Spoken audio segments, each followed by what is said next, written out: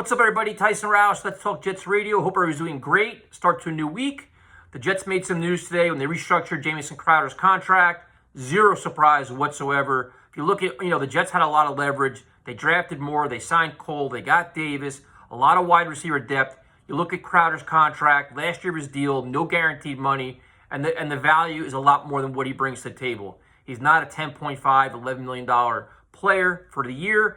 So the Jets said, listen, here's what we think you're worth. You can either take it or you can leave. And I think Crowder realized on the open market, he probably not going to get what the Jets offered him. He has some continuity. He has an offense that hopefully he can flourish in. So I think it's a win-win for both sides. Crowder's going to be super, super motivated to put up some numbers because now this is basically a contract year for him.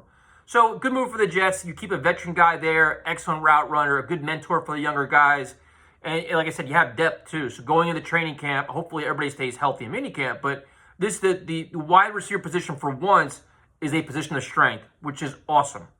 Second story is Marcus Maye, where he signed his franchise tender, but you wonder when you're a franchise tag kind of guy, do you show up to mandatory minicamp without a new contract? Sometimes that could be a distraction. They hold out to kind of flex their muscles, saying they want to get a new deal done.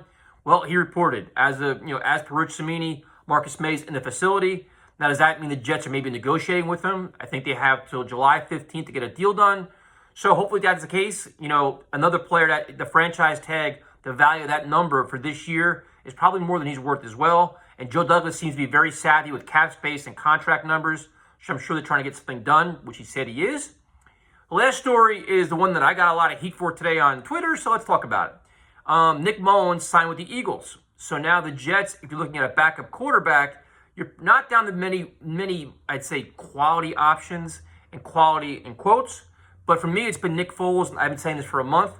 Now, the Jets' approach thus far has been, give Morgan as many reps as possible, give Mike White as many reps as possible to see what you have in the young quarterbacks. And I completely respect that. I understand that. You have a whole new coaching staff here, so it makes a lot of sense. But once you get to mandatory minicamp and you're doing your installs and stuff like that, it kind of makes a little more sense that if you're going to bring in a veteran quarterback, probably make a little more sense to do it now. But if you want to still, slow play it and wait till training camp to do it, it's fine. But the Jets need one. And to say that they don't, to me, is just comical. People are using the Sam Darnold and Josh McCown comparisons. But there's so many different reasons why. And the first one is this. When you have a young quarterback, a rookie quarterback, he's going to be swimming. He's going to be so many things he sees for the first time. Yes, he has a quarterback coach. Yes, he has a coach.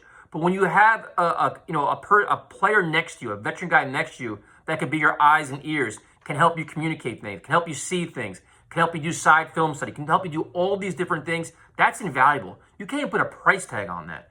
That alone is, he could just say, listen, here's a blitz I look at. Here's help him just see things that maybe the coaches don't have time to show him or whatever it is. It's just a tremendous asset. Then there's also having that veteran quarterback in the position room, which something the Jets have said in the past where you can't discount having veteran leadership at position group meetings. Well, this is where that fits as well, where when they're breaking down film, he could teach them, film study tricks, how to do certain things, how to look for certain things. All that helps as well. And then when you have, especially a very young quarterback room, Morgan hasn't even played. Mike White's in the same boat. It's just experience, leadership, all of that to help just get Zach Wilson on the right page as fast as humanly possible. And a lot of times, a young player may feel more confident talking to a teammate instead of a coach. So that helps. The other thing, too, is just in terms of competition, bringing in a veteran quarterback that can go throw for, not in theory, throw for throw, but push Zach Wilson to bring out the best in practice as well. Kind of put a little fire in his ass. Now, I understand he's motivated. I understand all these things. He can make all these throws, but give the kid a push.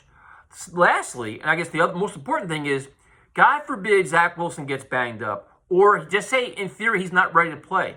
Do you want to just mail in a game and have James Morgan play, or have Mike White play, or do you want to bring in a quarterback that can actually run an NFL offense? Now, I'm not saying Nick Foles is the end-all, be-all, and he's a savior, but he's a competent quarterback. If you're going to teach accountability and hard work and all this stuff, and giving yourself the best chance to win, and you don't bring a veteran quarterback, you're not really doing that. You got to bring, we saw this in the past when they brought all these clowns in last time. After Trevor Siemian went down, it was a disaster. And even having Trevor Siemian was a good thing because at least You can run an offense. You could bring out, like, to bring in, say, a James Morgan, and then you can't run the ball, you can't pass the ball. How is that growing your offense? How are your young players getting better? They're not. So if you have a backup quarterback that can do that, has experience, not to mention a Super Bowl experience, that it will help all these young guys continue to grow. Not just the quarterback, the offense. It'll help your installs much better. It'll help LaFleur implement things much better. The trickle down is so far deep, other than, oh, it's overrated, no big deal. You don't need, Zach Wilson's the guy. Listen, you're going to try to put him in the best position possible to get improve as fast as possible. You do that by having a veteran backup quarterback behind him.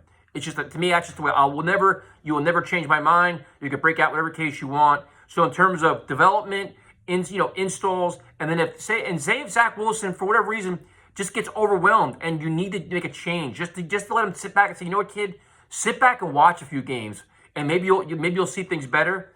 Have a guy that can run an offense, not just have like a James Morgan run around, his head cut off, not knowing what the fuck he's doing. It'd be a disaster. So we'll see how the Jets handle it. They slow played it. I thought for sure Nick Mullins was going to be the guy based on his familiarity with LaFleur. I was wrong, and that was what they do. But, according to even Kimberly Martin, she said that Jets are, they have their eye on signing a guy, a quarterback. Mini camp starts tomorrow. I mean, at some point you want to, get these guys all familiar with each other and start building your chemistry, your camaraderie, and start learning the offense. So, a lot of words. We have some news on shirts coming out. We ran out of XL and double XL. We'll have those in stock again. And also we're launching something really cool too. So check that out. We'll be live Monday nights. Most Monday nights we'll be on live streams, either 8 or 8:30. My training schedule is getting a little difficult. And then Tuesday night at 8:30 on Block Talk. And that's it. Talk to you guys later.